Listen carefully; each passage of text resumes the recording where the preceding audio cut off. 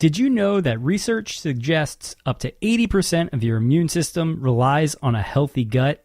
The people at Young Health do, which is why they've developed Probimune, a liquid probiotic that promotes intestinal health and contains a unique blend of bacteria not found in 99% of other probiotics. Probimune is easy to use, easy to travel with, and does not require refrigeration. Right now, our listeners get 50% off their first order of Probimune. That's a $34.95 bottle of Probimune for just $17.48 plus shipping and handling. Just go to www.probimune.com, PROBIMUNE.com, and use promo code SMART at checkout to get 50% off today. A podcast where we talk to smart people, but not necessarily done by smart people. That is an awesome question. This one goes down probably on one of my top 5. Hey, I like nutrition. I like to eat food. This is the coolest thing ever. We're going to do this forever. I wish I paid more attention in that class. You know, I'm going to be honest, I don't understand that. As a man, I don't get it. Welcome to smartpeoplepodcast.com. Hello and welcome to Smart People Podcast, conversations that satisfy your curious mind. Thanks so much for joining me. Chris Stemp here, as always. One of the things I love doing on this show is opening up topics that really aren't covered everywhere else. And today I feel like we're doing just that. It was really a pleasure to talk to our guest this week, Dr. Jessica Tracy. And we are talking about a very unique topic, which is also the topic of her brand new book. And it is pride. Pride, yes, one of the 7 deadly sins. But what Dr. Tracy opens up for us is pride is actually extremely useful. Pride has shaped our minds and our culture, and if harnessed properly, can really be used to accomplish many of our goals. You know, especially in today's environment where we have CEOs making ridiculous amounts of money, and we have politicians making some various insane claims and boasting and doing all types of stuff. Pride is at the forefront of what we see.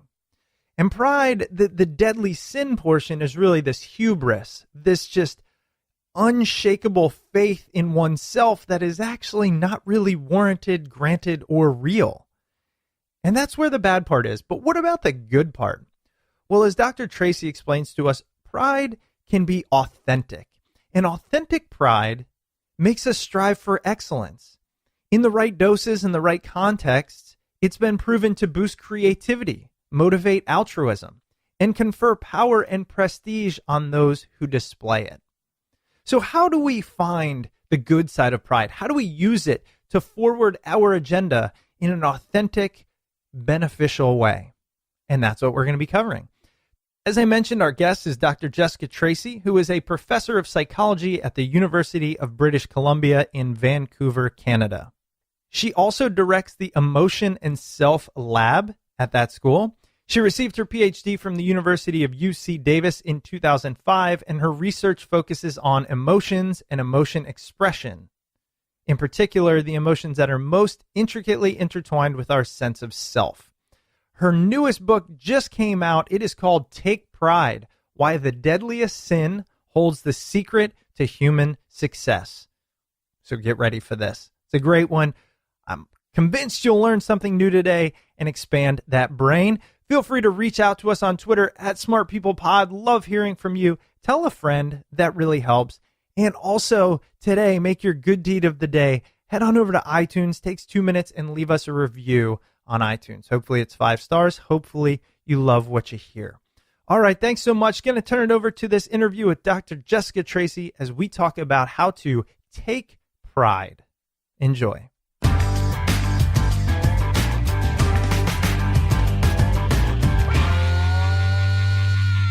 Jessica, thank you so much for being on the show. We didn't have too much pre-interview talk because honestly, I'm excited to just get into it. So thanks for being on. Thanks for having me. And we're going to be talking about, you have a brand new book out actually called Take Pride, Why the Deadliest Sin Holds the Secret to Human Success. And by the way, I've interviewed over 250 authors. I've looked at probably 1,000 books. and I know a good title when I see one. That's a great title. So congratulations on that. Well, thank you. It's good to hear. So we're going to be talking about pride and getting into all that. But first, let's hear a little bit more about you because you have a great background. We're going to be learning about psychology, which I know the listeners enjoy. So tell us about who you are, where you came from. Sure. So I'm a professor of psychology at the University of British Columbia, which is in Vancouver, BC, in Canada. And I am a social personality psychologist, which means basically I study, I would like to say, the most interesting parts of psychology, which really is sort of why people do the things they do every day, why we are the way we are in our relationships, in our social behaviors, and how people differ from each other, personality differences, why some people, for example, are extroverted and other people aren't. That's kind of an overview of the kinds of things I study, I guess. But my main focus is emotions. So emotions, the feelings we experience that motivate us to do all kinds of things we do every day. And the emotions that I'm most interested in and have spent most time studying are what we call the self-conscious emotions. And these are the emotions that we feel when we think about who we are and how we feel about ourselves. And the most typical ones are shame and guilt and, of course, pride. Oh man, so many things there because I am a not just like an emotion junkie, but I'm rather volatile. Like I think and my listeners know this, right? Like I've had anxiety, I've had panic attacks, but really want to hone my like inner dojo. And so when I meet people that study this for a living, I want to know the secret. So what I'm going to ask you early on is how do we become just the most happy, the most content with ourselves people on the planet? A very simple question. I'm not sure if that's such a simple question. It's a good question. I think that what my research addresses is, I guess the aspect of that I would say that my research addresses is how we can use at least this one emotion, pride, to become the best kind of people we want to be. So I'm gonna take your question and make it a little more narrow. Yeah, no, it was a bad question. I know that. I'm totally fine with bad questions if they get me somewhere good. So let's keep going. Cool. Okay.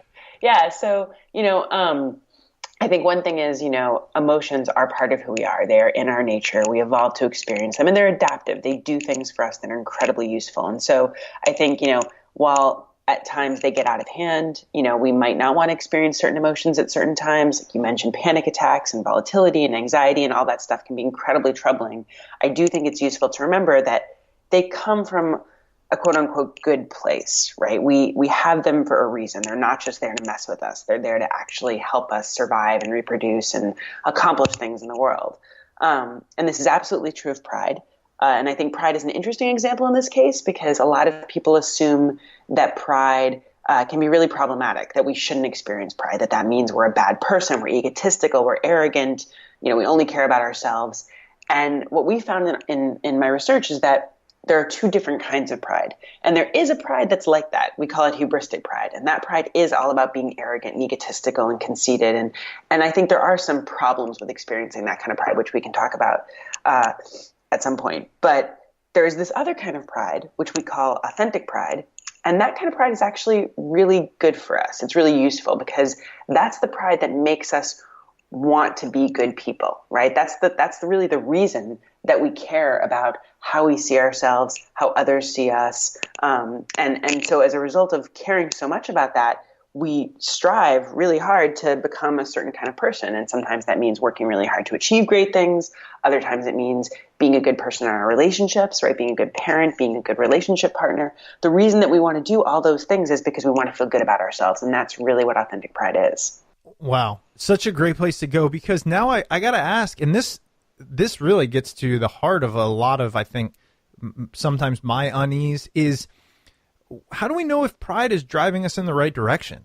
Because I could, for example, work. I could want to be seen as someone who has a lot of money, and I want to have the pride of supporting a family. So I go and I take the job that pays twice as much that I'm half as excited about, and that actually takes me down in an emotionally less fulfilling life. Yeah.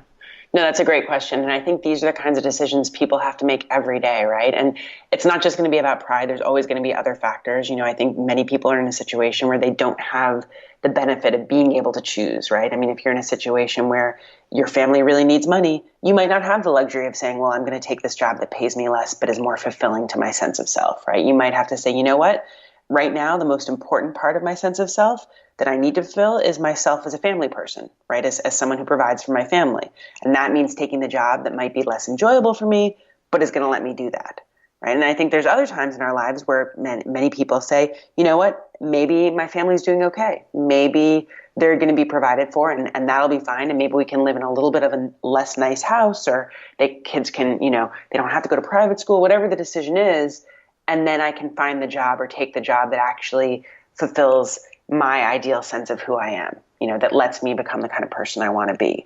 But these are really hard decisions, because we all have multiple selves, multiple aspects of our identity. And there's who we are at work. There's who we are at home in terms of our family. There's who we are with our hobbies and our, other activities. A lot of people might find, well, the job that I have allows me to be the kind of family person that I want to be because it lets me provide for my family in one way or another, whether it's making money or having time off to be with the family. But it doesn't really fulfill my sense of self. Maybe you're working at a desk job and you've always seen yourself as an artist in one way or another, and your job doesn't allow you to achieve that aspect of yourself. Well, maybe the solution then is finding a way to fulfill that aspect of yourself outside of work, right? Maybe you can take a photography class on the weekends, for example, or find ways of basically doing what you need to do to become that kind of self while still meeting your other goals. But, it's hard. It's not easy.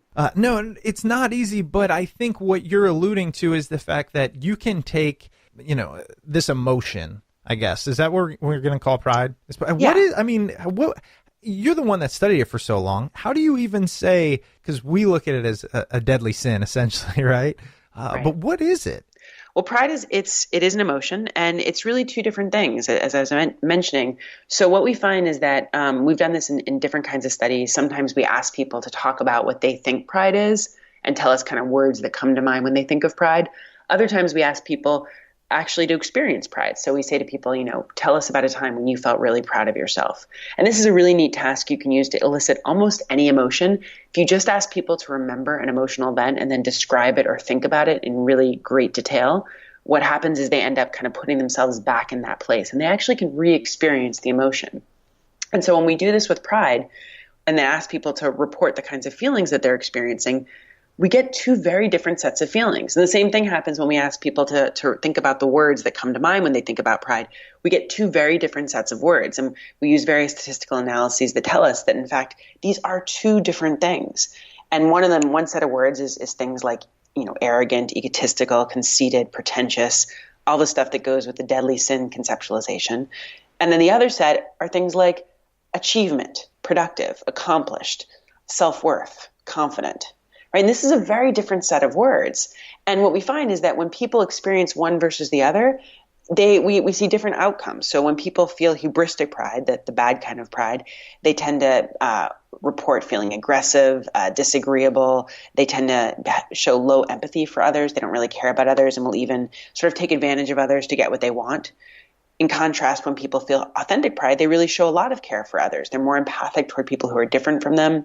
And people who tend to feel authentic pride in general have this really kind of nice, outgoing, agreeable, empathic personality, where these are people who want to get things done. They want to accomplish a lot, but not at the expense of others. They care for others and are humble about their pride at the same time as they're feeling good about themselves. It's one of the reasons I really was excited to have you on the show, because as I mentioned, I think prior to recording, before learning about your research and reading through your book, didn't see myself as prideful, but prideful in the sense of, again, the I think negative portion, which oftentimes gets too much focus. But and I don't want to speak for you, so fill in the gaps, but, what you're talking about is utilizing this emotion of pride to create good and then showing how others have done so and almost rewriting what it means to be prideful in the 21st century, because, and when I say that, it's, in this knowledge worker age or in this business or creativity, of course, you can think pride on the battlefield, But now, how does it move us forward in a positive manner and then being aware of the negative side? Yeah, no, absolutely. I think that's true. And, I think both sides have always existed. I think we evolved to experience this emotion. It's part of our nature. Humans all over the world experience it. And I think it comes from, dominance that we saw in our non-human primate ancestors. We see like precursors of pride and dominance displays. But in humans, it is much more complicated. It isn't just this thing of I'm bigger and better than you. That's sort of close to what hubristic pride is, but even that is more complicated. But certainly authentic pride, I don't think there's any evidence that other animals experience this kind of pride that really is this unique to human sort of emotion that's all about focusing on the hard work that we need to do in order to achieve particular goals that are important for the kind of person we want to be. How much do you think goes into creating the type of pride that you want to have? Like, have you done studies, or do you have recommendations or tools to sit down and say, like we do a lot of values assessments. And then if you know what you value, you can take that value, turn it into authentic pride, and take action. Is there anything there that you work on? Or I haven't done that, but I think that's a great idea. I like that as an idea, as sort of a way to figure out what is it that gives you pride in your life? What kind of person do you want to be? How are you going to get there? Let's sit down and think about it, right? Yeah. Write about what are your values? What kind of person do you want to be? What's most important to you about who you are? And I absolutely think, it's really important to include things beyond just what we would call the work domain, right? I mean, we all want to achieve at work, or at least most of us do, or school. But we also want to achieve, although achieve is kind of a funny word to use, in our relationships, right? We want to be a good partner. We want to be a good parent. We want to be a good friend. And the reason that we want to do all those things is because that's part of what it means to be a good person, and that's how we feel proud of ourselves. So, I absolutely think that those kinds of values are relevant to all this, and they are something that we take pride into. So what made you look into pride in the first place? I mean, you had 7 deadly sins to choose from, and who knows how many emotions. Right. Well, so when I started grad school in the 90s or the late 90s, emotions were a really big thing. They were kind of a hot topic in psychology. And it was something I was always interested in, mainly because I sort of like studying basic level processes. My feeling's always been, before we can understand something like how relationships work or how people make complicated decisions, we need to know the very basic level mental stuff going on inside their heads that's shaping all that. And that's really where emotions come in. I mean, they're so important to almost every decision that we make and almost everything we do. And so when I went to grad school, my graduate advisor, Rick Robbins, his specialty and an area of expertise was the self. And so he had done a lot of research on self-esteem and narcissism and how people get self-esteem and that sort of thing. And so we realized, okay, well, the intersection of self and emotion is these self-conscious emotions, these emotions that really are all about our sense of self. And while there had been a lot of research on shame and guilt, and he and I ended up doing some research on shame and guilt as well, there had been almost nothing on pride. It was really this kind of totally unexplored topic for the most part. And whenever you find that, as a researcher, you're sort of like, wow, well, either it's unexplored because there's nothing there, or somehow due to various historical forces, it's been neglected. And it turned out it's the latter, because as soon as we started doing research, we found all these neat things. Like, for example, there's this nonverbal behavioral display that's associated with pride. And people all over the world recognize it the same way. So we went to Burkina Faso, West Africa, and showed people there who lived in these tribal villages, totally cut off from the Western world. They couldn't read or write. They spoke only their local dialect. These are people who really have no access to Western culture, and so no way of learning about pride from any kind of Western influence. And yet when we showed them photos of people displaying pride, just like Americans, they say, yeah, that's a pride expression. And so that's really important because it tells us this is something universal. That's fascinating. I never thought about that. I do some corporate training on different things. One of them is presentation skills, how to present, how to speak. And we talk about specifically 7 7 recognized emotions throughout the world that, you see a face and this is what it is. And to think of pride in that manner, again, it's why it's so grabbing, is because I don't think it gets that same attention. You're right. And I think for me personally, it's because it's always been too, I don't know if broad is the word, or just it sits under so much. Like motivation, okay, got it. But what created that motivation? A pride, a self-esteem, or a goal based on, your pride? Yeah. That's different. Yeah, no, and that's always been the part that's kind of interested me the most. But really, it's just understanding things at different levels. I was giving a talk on some of this stuff recently, and in my book, I talk a little bit about Angela Duckworth's research on grit. I don't know if you're familiar with that, but yeah, so she's done really great work showing she can predict which people out of a group of very successful people are going to be the most successful in the long run. That's because those people have what she calls grit, which really just means, a willingness and desire to work hard, even when the work is really kind of boring, tedious, even painful, basically to sacrifice other goals, other needs, the need for enjoyment, pleasure, chilling out in favor of getting the work done that you need to get done in order to accomplish great things.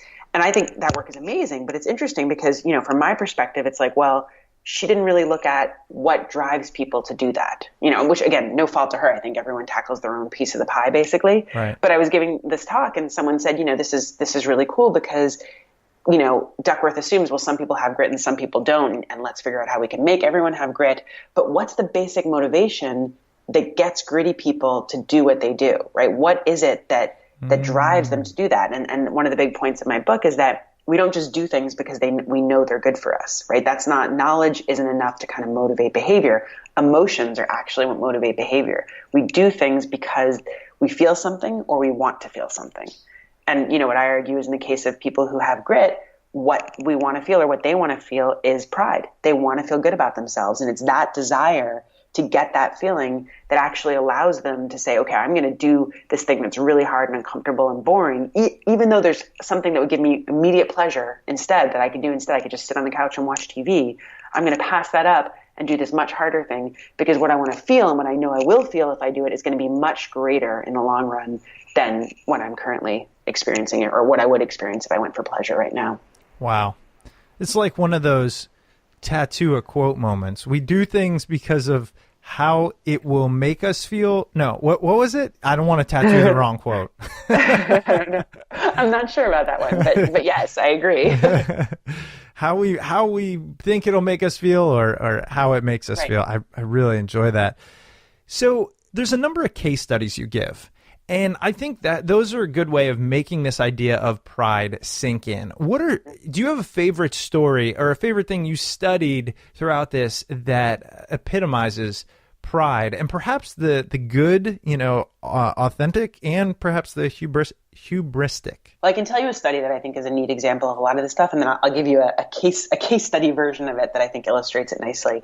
So we did this research to figure out what motivates students to do well on their exams. And in particular, we wanted to know what leads to improvement over time. And so we used a longitudinal method, which basically just means we study the same group of people repeatedly over time. We had a class of students, and we looked at how they did on their first exam. And then we wanted to see how their feelings about that affected how they would do on their next exam. And so all we did was we looked at their performance. We asked them, how do you feel about it? Do you feel pride in how you did? And then a few weeks later, we went back to them and said, okay, are you going to study similarly for the next exam or are you going to do something different? And then we looked at their performance on that next exam. And what we expected was that people who did well on that first exam would feel a lot of pride in their performance, right? And then would say, yeah, I'm going to study even harder for my next exam because pride's so motivational. I want to get those feelings again and then do even better on the next exam. And that's not what we found, okay? Because what turns out to be the case is that people who do well on an exam, these are people who are always just studying hard. They know how to study the right way. They studied hard for that first exam and did well. They felt pride. And then they said, yeah, I'm going to study the same way for the next exam because it worked. And so they study the same way. They don't change their behavior and it works again. So yes, they feel pride, but for these people who are already kind of performing at a high level, they don't need the pride to be motivational. They're kind of already there. What was interesting though, what was really exciting for us was that the people who did poorly on that first exam, many of them told us, I don't feel pride in my performance. I kind of, it's not even that I feel badly about myself, but I'm missing that feeling of pride, right? They actually, that's what they said. They're not getting those pride feelings. And that absence, that lack of pride actually directly motivated them to say, I'm going to study differently on the next exam, to change their behaviors. And then in turn, that led to a better performance on the next exam. And using various statistical analyses, we could trace their improved performance on that next exam directly back to that lack of pride that they felt from the first exam. So, that's sort of a long way of saying that it's actually often when we're aware of missing pride that we're not having these feelings that we want to feel about ourselves. that's what leads us to change our behavior in a way that's important and good and useful for the kind of person we want to be. And yeah, the more illustrative, or I guess case study example of that I give in the book is the story of Dean Karnazes, who is this ultramarathon runner. He's one of the most famous ultramarathoners in the world. And ultramarathon just means any race that's longer than 26 miles. And he runs all kinds of incredible races, hundreds and hundreds of miles at a time. It's really amazing. But what's neat about his story is that he only started running like that when he was 30, which is relatively late for an athlete, right? Most athletes start pretty young in life. But he sort of, was having a very typical life. He went to grad school. He was a businessman. He was doing well in his career. He was married. And by all accounts, succeeding. And woke up on his 30th birthday realizing that something was missing, right? He wasn't getting this sense of pride, this sense of fulfillment in who he was. He just wasn't experiencing it from his business life for whatever reason. And he realized that for him, the things that had always made him feel really good about himself, that had made him feel, as good as he possibly could throughout his life, were times when he'd done something just incredibly physically punishing. So he'd race track in high school and had a couple races that were really intense. And he recalls this time where he biked from his parents' house in Los Angeles to his grandparents' house in Pasadena when he was only 10 years old and didn't really know where to go. So examples like that, which were just the critical moments in his life that made him feel really good about himself. And he realized at 30, he needed to find a way to do that again. And so on the night of his 30th birthday, he kind of has this epiphany and just starts running and ends up running from his house in San Francisco about 30 miles south to Half Moon Bay. And he hasn't run, meanwhile, in 20 years or so, something 10 years, something like that. And so he's in horrible shape. He finds he can't walk after, but he realizes that all of a sudden, this is the meaning that his life has been lacking. And I think what made him realize it was this recognition that he wasn't getting the pride in himself that we all need, that we all really evolved to need. And so I think that's a neat way of how this can all work, is sometimes it's not the pride we feel that makes us change our behavior or do something. It's the pride that we want to feel that we're not feeling. And now a quick word from this week's sponsor. Did you know that research suggests up to 80% of your immune system relies on a healthy gut? The people at Young Health do, which is why they've developed Probimune, a liquid probiotic that promotes intestinal health and contains a unique blend of bacteria not found in 99% of other probiotics. Probimune's industry-leading fermentation process ensures the largest number of good bacteria are delivered alive in the gut. After all, it's not about how many billions of bacteria are in a probiotic, it's about how many survive the digestive process. Probimune is easy to use, easy to travel with, doesn't require refrigeration, and it's great for the whole family. Right now, our listeners can get the exclusive offer of 50% off your first order of Probimune. A 30-day supply that's normally $34.95 for just $17.48 plus shipping and handling. All you have to do is go to www.probimune.com. That's www.probimune.com and use the promo code SMART at checkout to receive 50% off your first order of Probimune. That's www.probimune.com, probimune.com, and use promo code SMART to get 50% off today. And now back to the episode. Wow. And thank you for that, because that is where, where I was looking for the growth is this idea of you can understand it to a point, but how does that understanding modify your, not just your actions, but your plans and your goals? And and I think that's one of the areas you touch on so much here in your book, especially, like, let's look at the two types of pride. You have the authentic and the hubristic. Do you think everyone, or in your research, does everyone have both sides? Yes, everyone. I mean, we all have the capacity for both kinds of prides. Absolutely. I think they're both part of our human nature.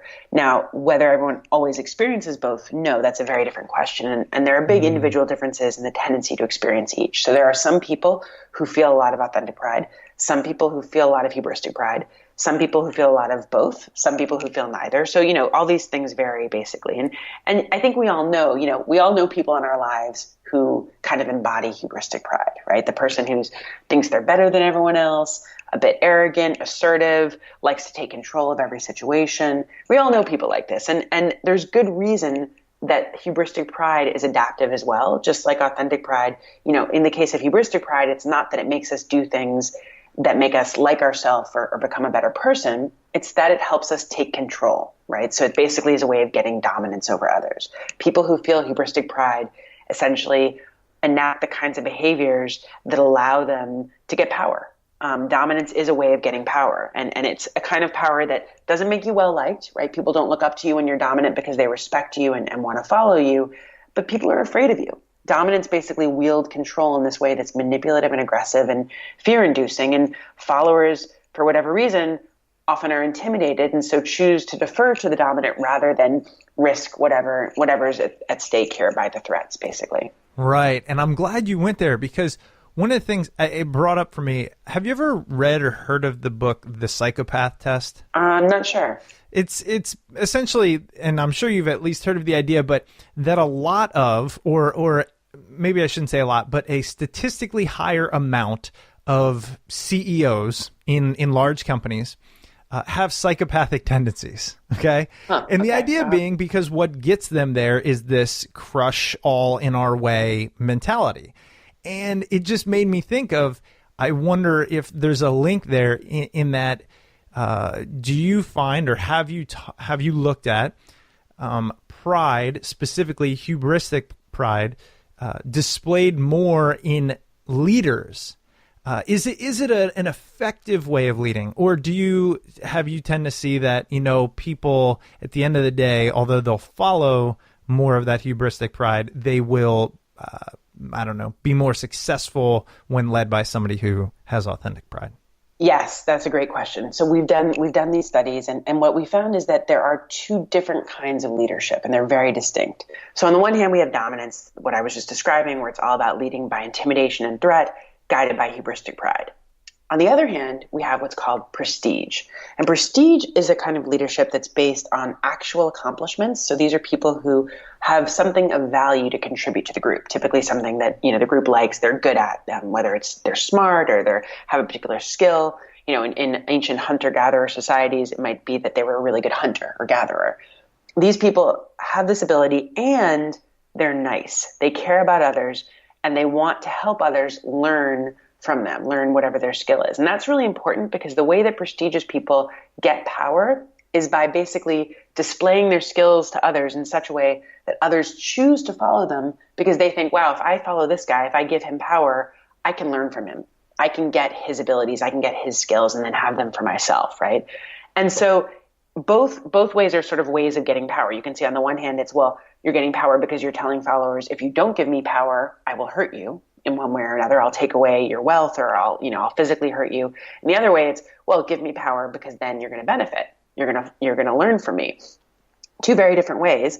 Both are effective, we found. We've brought groups of undergrads together and kind of put them in a situation where they have to do a task, and we watch how they do it and who comes out as the leader. We get everyone to rate how influential everyone else is.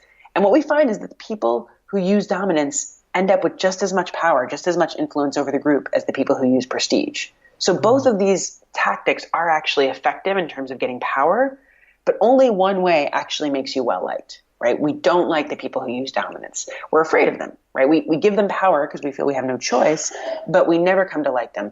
In contrast, prestigious people we really like, and we like working with them. We think they're a good leader. They're basically someone that we care about, and we're happy to follow them. And then so the worker experience is much better working under a prestigious person. I mean, really uncovering a lot of this stuff in the sense of how it relates to pride, which I think is, again, one of the marvelous things that you have done. I mean, this idea of pride and kind of putting it under a new lens.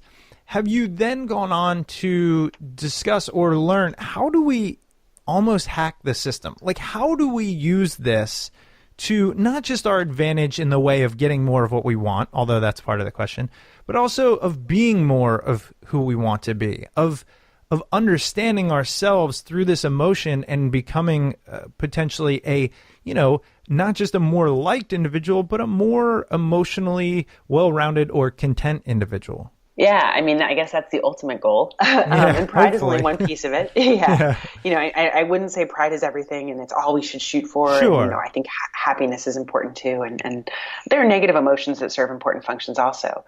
But, I do think pride can be useful in terms of, like I was saying, figuring out who you want to be and then how to get there. I think that's where authentic pride is really helpful. Sort of thinking, okay, for people like Dean Karnazes who aren't getting authentic pride in their lives, realizing that and saying, you know what, I'm surviving, I'm getting by, I have a job that pays me well, whatever it is, but something is missing. This isn't the kind of person that I want to be. Listening to that, little voice inside your head that tells you that, and saying, okay, well then what do I need to do to become that person? And it might be something dramatic like Dean Karnazes actually switching your entire career and becoming an ultramarathon runner. Or it might be something much, much less dramatic and more like, you know what, I'm missing feeling like I'm giving back to my community. So maybe I can take the weekends and coach a soccer team, or maybe I can, go work in a soup kitchen or whatever it is that you feel that you're missing to become the kind of person you want to be. Finding ways of doing that, I think, is a really good way of trying to secure those feelings of pride. And I know you might not have had as much of a say in the book title as your publishers or whatnot, but that way, yeah. But is that kind of where this idea of take pride comes from? It's like take authentic pride in your decisions, and if you find that you are not, then that is a good way to realize perhaps it's not the right decision, choice, action, etc. Yeah, no, I think that's absolutely it. I think it's both that message and the message that, pride has been seen as a deadly sin for so long. It's almost really controversial to say, yeah, pride's okay. We should take pride. I mean, if you think about, how often do you hear someone say, I'm proud of myself? It's an awkward thing to say. It's very uncomfortable, right? You could say you're proud of your kids, but I'm proud of myself. It feels weird, and the message is sort of to say, well, yes, that's because we lump together the bad side and the good side. And yeah, you should feel weird about saying I'm proud of myself when what you mean is hubristic pride. And the fact is maybe saying I'm proud of myself is so counter-normative that people who say it are feeling hubristic pride. Maybe that is a sign of hubristic pride. So maybe you shouldn't say it because that's what it suggests. But the real message here is there are two different things, and one of them is okay to feel, and in fact, even good for us to feel. And I think it's good for us as individuals and good for us as a society and for our species. Speaking of how pride is so ingrained in us as a species, I can't help but to bring this topic up of politics, especially right now. I mean, the amount of hubristic pride. There's no other way to look at it. I mean, there just isn't. I don't care who you are. You might like that in a leader, but that's going on right now in one particular presidential candidate. I can't imagine who you mean. I mean, people listening to the show know my political stance, so it is what it is. Now, whatever. But have you looked at that at all? Like, I mean, it's got to be a field day. You watch, say, the debates, and you see finger wagging and screaming, and just go, the pride is jumping off the page or screen. Yeah, no, it's pretty amazing. And it's a funny thing because I've been writing this book, you know how books work. You publish a book in 2016. That means you started it at least in 2013, which is the case for me. Right.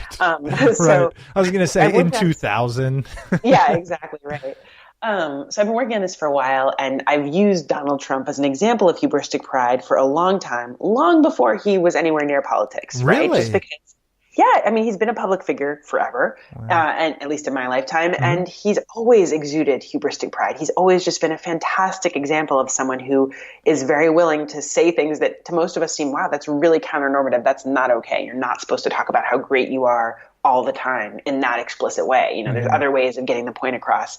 And people vary in how effective they are at this, but he's just done it so blatantly, and yet he's really benefited from it, right? People see him as hubristic, people see him as arrogant, people see him as narcissistic, people laugh at him and make fun of him for it, but he still gets ahead, right? And I think it's a great example of how hubristic pride can lead to power, which dominance is really the kind of power it is. And now that he is a politician, now that he is a leader, he's a great example of a dominant leader, right? I mean, I think a large part of why he won the Republican primary was because he intimidated people. Anyone who was going to criticize him or attack him, whether it was his competitors or other Republican politicians or activists, he made it clear, look, if you come after me, I will come after you much harder, right? He's still doing it. I mean, just the other night, he was attacking this former Miss America winner, right, who he thought was out to get him. And so that's the dominant strategy, right, to say, I'm going to scare you into not coming after me, into doing what I say, basically. I hadn't thought of this, but right, you have hubristic pride.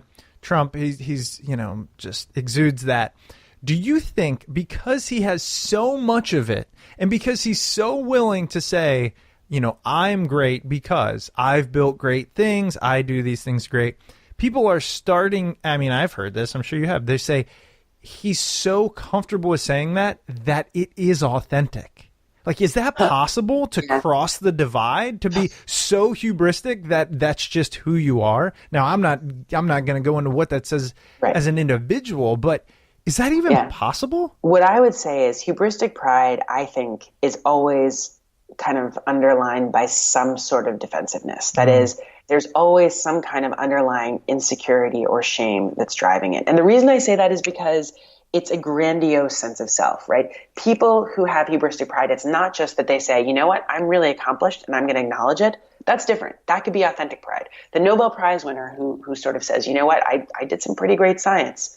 I don't think that's hubristic, right? Hubristic is when you're taking your accomplishments and exaggerating them. And I think Donald Trump is a good example of this. I could point to many examples of how what he talks about isn't just his actual accomplishments, but things that are well beyond what he's actually accomplished.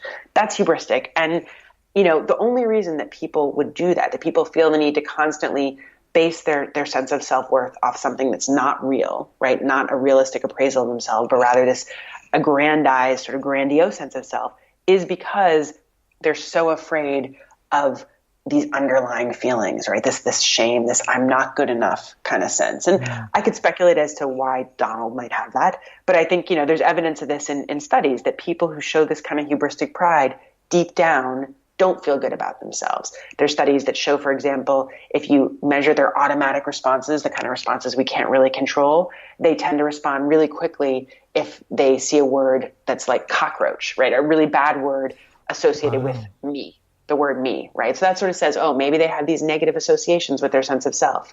The fact that they get aggressive when people attack them is another good example of this. And there's neat studies that show that narcissists, if they're attacked, if they're criticized, for example, for an essay they write for a study, and this essay has no bearing on their future, it's something they write in 5 minutes, it's not a topic they particularly care about, they're really only doing it to participate in this research for course credit. If they get that essay with feedback from another student that says, here are all the problems in your essay, it's not great, most people I think would say, well, who cares? I did this in 5 minutes. Of course it's not great. But narcissists don't respond that way. They get very angry. And if given the chance to aggress outwards against the person who gave them that feedback, they will take it. They will, they'll play a game where they have to blast loud noise to punish this person. They'll blast that noise as loud and hard and often as they can, basically, as a way of saying, look, you don't criticize me. And so that defensiveness, it's really hard to explain why people would be like that if there wasn't something that they're defending against, if there wasn't these underlying feelings of insecurity driving it all. Yeah. Wow. And they might not be aware of that. I think that's important. I think Donald Trump is a great example who absolutely, he believes in everything he says about himself. I don't think he's aware of what's going on underneath it. Again, I go back to this idea of authenticity, right? If you truly believe it, then you're being your authentic self. But I think what you were uncovering there, I hadn't necessarily put my finger on, is if you are blinded to something, you can truly believe it. It doesn't mean it is, or it's real, or it's right, or it's even who you are. You're just not willing to do the hard work to get there. That's right. And I would use the word authentic self to refer to one that we're not deluding ourselves about, right? So you might really believe it, but then if it's not really, if there's something else going on in your unconscious, then it's not really authentic. Authentic to me means when your unconscious lines up with what you explicitly see. That's more authentic. That's beautiful. I love that. Well, and that makes me, I know we only have a couple minutes left, but you mentioned kind of how you got to this idea of pride but one of the first things you said, I hadn't seen it, your social personality, what was it? What do you? Well, some people say social psychologist and some people say personality psychologist. They're two different things, but my work really lies at the intersection of them. So I put the two together with a hyphen. Social personality psychologist. So that's this idea of how we perceive ourselves? Is that? It's both. It's, things like how we perceive ourselves, how we perceive others, how we perceive and act and behave in the social world, how we are with other people. Do you see, given how rapidly changing our social environment is, and I don't want to be cliche and talk about social media, but of course that's part of it, but even in comparison to the thousands or tens or hundreds or millions of years of humanity, it's been a very recent gap where you could connect with somebody across the world. Do you think our brains are short-circuiting because we just aren't built to know outside of our tribe? Huh. That's really interesting. I don't know if they're short-circuiting, but, I think it is a challenge that we probably are not evolutionarily equipped for, to be dealing with people or the communities of people in the magnitude that we now can because of social media. Mm-hmm. And I'm not sure what the consequences of that are. Yeah. I just was wondering, as again, given, you have an interest in the emotions and social personality and how we perceive each other, where you see or how do you see it moving or trending given your research and given the past 15, 20 years? Do you see any wow, this is what's really surprising me or interesting or anything like that? I don't know. I think you're right that social media is absolutely changing how these things play out. I think, hubristic pride is a good example of this because, in the past, the way that a person who has high hubristic pride might kind of enact that would be to just brag to their friends, right? They have imagine a hunter-gatherer, a hunter has a big kill, he goes back and tells everyone. And by the way, he would never, most hunter-gatherer societies, you wouldn't see that because there are all kinds of social norms against bragging in those societies and as a way of dealing with kind of status differences. But that would be a way of enacting one's hubristic pride. Everyone would think he's a jerk in that community and that would kind of be the end of it. Maybe they'd kill him. I don't know. But now, now we have all these other options. We can advertise our successes much more widely through Facebook or Twitter or, any kind of social media that we use.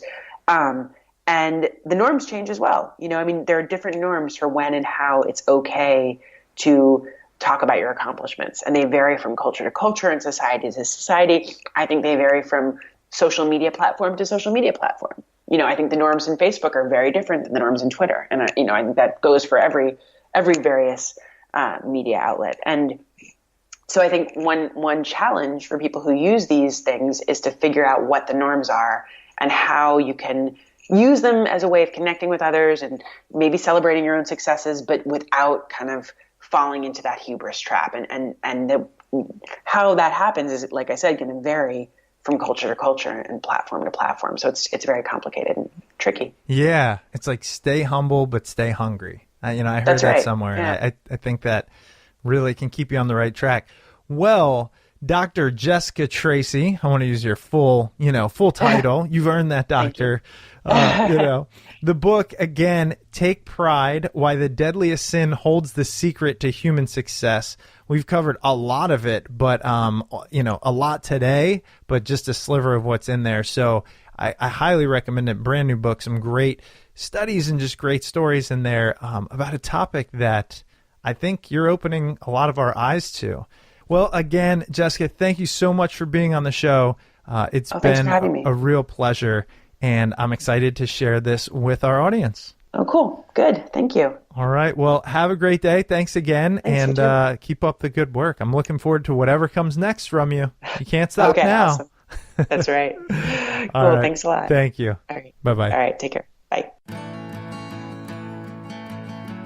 Welcome back. I hope you enjoyed that episode with Dr. Jessica Tracy. Her book, Take Pride, Why the Deadliest Sin Holds the Secret to Human Success, can be found at your local bookstore and on Amazon. Don't forget, if you're going to purchase the book or anything else for that matter through Amazon, please use the Smart People Podcast Amazon link located at smartpeoplepodcast.com/Amazon. Any purchase you make through that link helps out the show as we get a nice little kickback from Amazon at no cost to you. If you're looking for other free and easy ways to support the show, please head over to iTunes and leave a rating, review, and comment over there. If you'd like to reach out to the show, you can reach us via email at smartpeoplepodcast@gmail.com or message us on Twitter at smartpeoplepod. All right, that's it for us this week. As always, you can keep up with all things Smart People Podcast and sign up for the newsletter over at smartpeoplepodcast.com. Please stay tuned. We've got some great guests coming up, and we will see you all next episode.